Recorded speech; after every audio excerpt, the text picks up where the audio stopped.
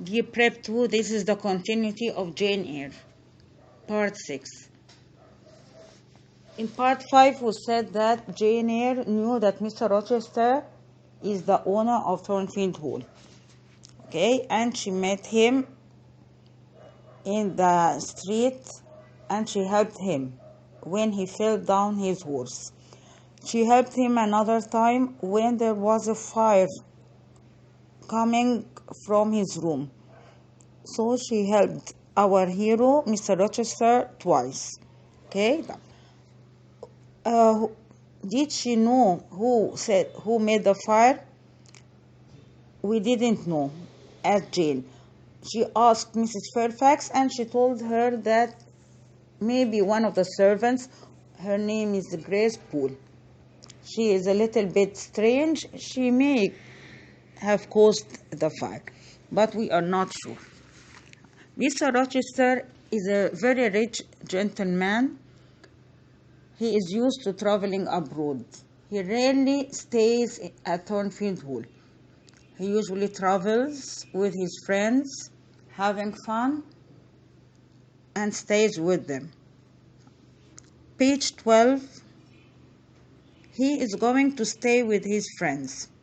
Here I mean Mr. Rochester. Mrs. Fairfax, the housekeeper, was talking to Jane. He's going to stay with his friends. I think he will stay with them for some weeks. I do not know when he will come back. For several weeks, the house was very quiet again. Mr. Rochester stayed with his friends, and I continued my lessons with Adele. I did not hear the strange and terrible laugh at night again. Do you remember this strange laugh? It was coming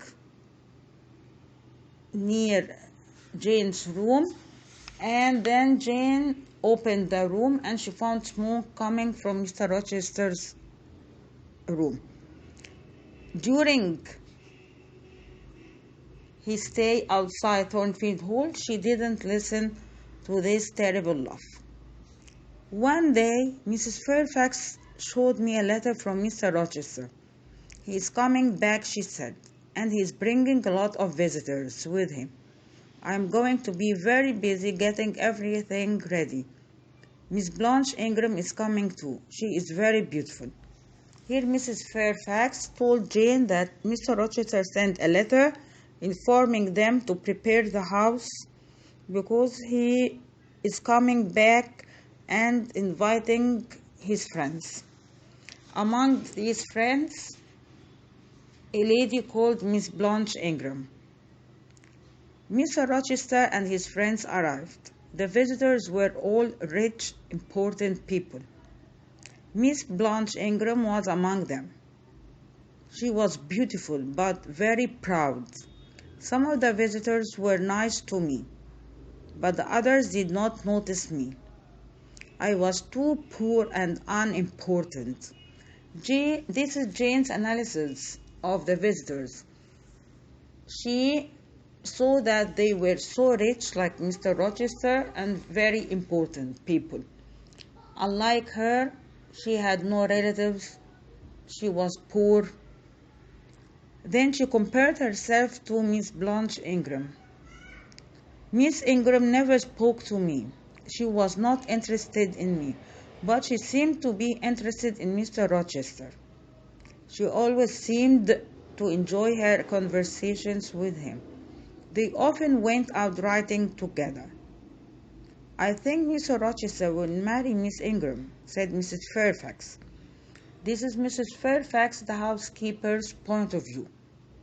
She told Jane Eyre that Mr. Rochester appeared or seemed to like Miss Ingram. But was Mr. Rochester interested in Blanche Ingram? Here Jane is talking to herself. She feels jealous of Miss Ingram, as she was interested in Mr. Rochester herself. He seemed to like her, but he did not look very happy when they were together. One evening, a new visitor came to Thornfield Hall. As I told you before, Thornfield Hall is a new phase in Jane's life where she meets a lot of characters. This is another new character. His name is Mr. Mason. He came to see Mr. Rochester on business.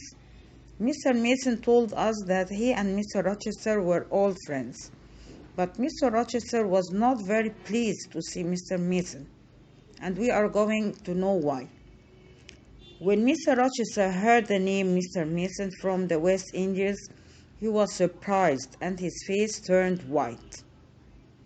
This is another suspense. Why did Mr. Rochester's face become pale after hearing that Mr. Mason wants to see him?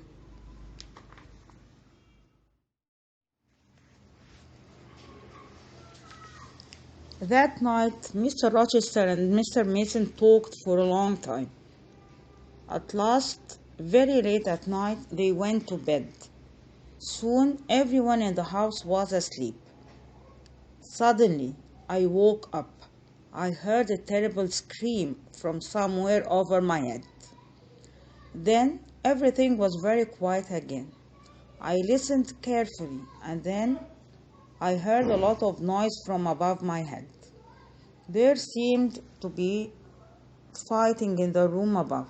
Then there was another scream. As I told you, Mr. Rochester, when he heard that there's a man called Mr. Mason wanted to see him, his face became pale and white. So there is a suspense. At night, we heard the same laugh again. Okay? Help! Help! Someone shouted. There was more fighting. Then a voice called out, Rochester, come quickly, help me. A door opened, and I heard someone running up the stairs to the attic. I quickly put on some clothes and opened my door. Everybody in the house was awake now. The visitors were all standing outside their doors. What's happening? Is there a fire? What was that noise? They asked. Mr. Rochester came down from the attic. Please don't worry, he told his friends. Everything is all right. But what's happening? Somebody asked. One of the servants had a bad dream and started to scream. Mr. Rochester said, but everything is all right now. Please go back to bed. As we noticed, there is something wrong at Thornfield Hall. We have a new visitor called Mr. Mason. That Mr. Rochester seemed that he didn't like him or maybe afraid of meeting him. Then at night we heard scream. We heard people fighting on the attic. Mr. Rochester's excuse to the visitors, maybe one of the servants had a nightmare. Up till now we are not sure. Slowly, all Mr. Rochester's visitors returned to their rooms. I too went back to my room, but I did not go back to bed. I sat and looked out of the window. The house was very quiet now. There were no sounds from the attic. Jane, as I said before, she was curious. She wanted to know what was happening on the attic. Who made that terrible scream? Who was fighting on the attic? Then someone knocked on my door. I opened it. Mr. Rochester stood outside. Jane, come with me, please, he told me, but come quietly, follow me. I followed Mr. Rochester up to the attic. He unlocked the door of a room and we went inside. Wait here, Mr. Rochester told me. I stood next to the door. This time, Mr. Rochester asked Jane's help. Okay? He knocked on the door and he asked her to follow him upstairs to the attic. There was another door on the opposite side of the room. From behind this door, I could hear a terrible sound. It was like an angry animal. Mr. Rochester left me and went through the door. Once again, I heard that terrible, cruel laugh. Was Grace Poole behind the door? Here Jane was thinking, what was going on in this room on the attic? She heard sound as if an angry animal was locked in this room. So she was talking to herself. Was this Grace Poole that Mrs. Fairfax told her about? Up to now, she didn't know. Was Grace Poole behind the door? Mr. Rochester spoke to someone inside the room, and then came out and locked the door again. Come here, Jane, he told me quietly. I came further into the room. There was a large bed in the room. Mr. Mason was lying on the bed. His face was white and his eyes were closed. There was a lot of blood on his shirt. He did not move. Do you remember? This is the stranger that he went to Thornfield Hall in order to see Mr. Rochester, whose name frightened Mr. Rochester. Is he dead? I asked. No, answered Mr. Rochester. He isn't badly hurt, but I must go and bring the doctor for him. Will you stay with him until I get back? So Mr. Rochester, up till now, he didn't tell Jane what was happening. He just asked her to stay with Mr. Mason. Okay, this was a stranger that he came from India, and he was full of blood, and he was lying on the bed. So Mr. Rochester asked Jane to stay with him until he brought a doctor. The man on the bed moved. This man was Mr. Mason, and tried to speak. Mr. Rochester turned to him. Don't try to talk, Mason. Jane, do not speak to him, please. There must be no conversation between you. Here Mr. Rochester ordered Mr. Mason and Jane not to talk to each other, as if there was a secret hidden. And Mr. Rochester didn't want any one of them to know it. Even us, the readers, we don't know this secret. Mr. Rochester hurried out of the room. I waited for him with a silent man on the bed. The silent man was Mr. Mason. I was frightened. I knew that Grace Poole was in the next room. For a long time I waited for Mr. Rochester to return. When will he come back? I asked myself.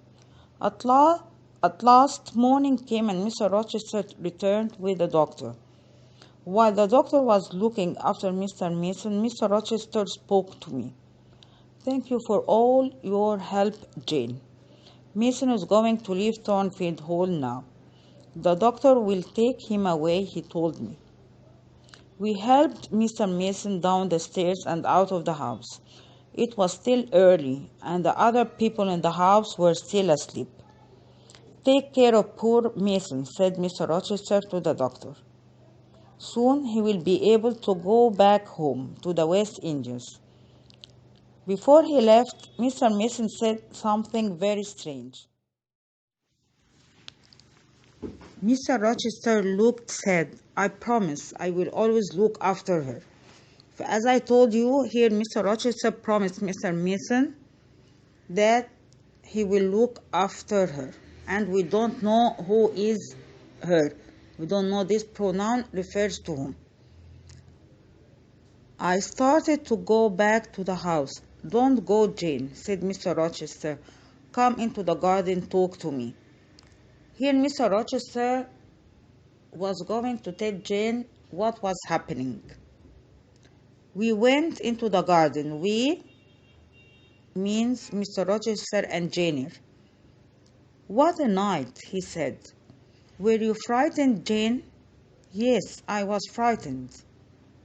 Up there in the next room, there was someone. That terrible laugh. Mr. Rochester, will Grace Poole go away now? Jane thought that this sound or scream coming from Grace Poole, and she thought, like Mrs. Fairfax told her, that Grace Poole was one of the servants. No, he replied, but don't worry about Grace Poole. Try to forget about her. She isn't dangerous. It is Mason I am worrying about. I was surprised to hear this. Mr. Mason? But he is frightened. He can't hurt you. Mr. Rochester looked sad. I know Mason does not want to hurt me, but he could say something that will hurt me. I shall be happier when he goes back to the West Indies. Up till now, Mr. Rochester was so cunning. He didn't inform Jane what was happening. So there's a secret hidden at Thornfield Hall. Jane and us, the readers, we don't know what was happening. Later that day, I got a surprising letter. Mrs. Reed, my aunt, was dying and she wanted to see me. Do you remember Mrs. Reed? Her aunt, that she was living with her at the beginning of the story. She sent Jane Eyre a letter asking her to see her because she was dying.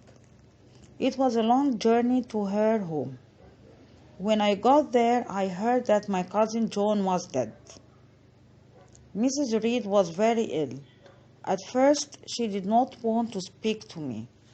Then, one day, when I was sitting by her bed, she showed me a letter. It was from my uncle, my father's brother, who lived in Madeira. This was the letter. This is the first time for us, the readers, to know that Jane Eyre has other relatives. At the beginning of the story, we knew that she had no relative except only Mrs. Reed and the three cousins. Now we knew that she had other relatives. She had an uncle. And this uncle sent Jane a letter. Dear Mrs. Reed, please help me. I want to find my brother's daughter. Jane Eyre. I am a rich man and I have no children. I want Jane Eyre to come and live with me. Yours sincerely, John Eyre. Here Jane Eyre discovered that she had an uncle, and this uncle was very rich, and he wanted to leave the money for her, as he had no children. But Mrs. Reed, because she was unkind and cruel, she hid the letter from Jane. I read the letter and looked at the date on it. But, Mrs. Reed, I said, this is an old letter. You got it 3 years ago. This letter was sent to Mrs. Reed from Jane's uncle, John, but she hid that letter 3 years ago. I know, she said, but I never liked you, Jane. After I read the letter, I wrote to your uncle. I told him you were dead. I told him you died at Lowood School. Now go away, leave me. This is an example that shows that Mrs. Reed was so unkind and treated Jane so badly that she didn't like her, and she didn't like to tell her that she had an uncle that had left her a lot of money. Soon afterwards, Mrs. Reed died, and I returned to Thornfield Hall. It was summer, and the fields around Thornfield Hall were very quiet and beautiful. For me, it was the most beautiful place in the world. It was my home now. Here Jane Eyre refers to Thornfield Hall. Adele will be pleased to see me, I thought. But what about Mr. Rochester? He's the person I most want to see. But does he want to see me? Perhaps by now he is already married to Blanche Ingram. If they are not already married, they will be married very soon. I felt sad when I thought about Mr. Rochester and Blanche Ingram. As I told you, Jane felt jealous because she thought that Mr. Rochester might marry Blanche Ingram, and she loved him. So she was thinking loudly. I felt sad when I thought about Mr. Rochester and Blanche Ingram. So I must soon leave this beautiful place, I thought. I can't stay here when Mr. Rochester is married. I will never see Thornfield Hall again. And worse than that, I will never see Mr. Rochester again. As I came near the house, I met Mr. Rochester. When I saw that he looked pleased to see me, I felt happier. Adele and Mrs. Fairfax were happy to see me too. The visitors have all left now, said Mrs. Fairfax. It is very quiet here. It is good to see you again. Yes, this is my home, I thought. I've always been happy here. How can I leave it? I started to work teaching Adele again. Everything was the same as before. Mr. Rochester still said nothing about getting married to Blanche Ingram. Then, one evening, he saw me in the garden. Come and talk to me, Jane, he said. I went towards him. Now I thought he's going to tell me that he's going to get married. Up to now, we have suspense in Jane Eyre's novel. We don't know who set fire in Mr. Rochester's bed, who made this loud or terrible laugh, what promise did Mr. Rochester tell Mr. Mason to look after her. We don't know who is her, and up to now also we don't know whether Mr. Rochester will marry Blanche Ingram or not. We will continue in part 7. Thank you so much for listening. Bye. Mr. Rochester looked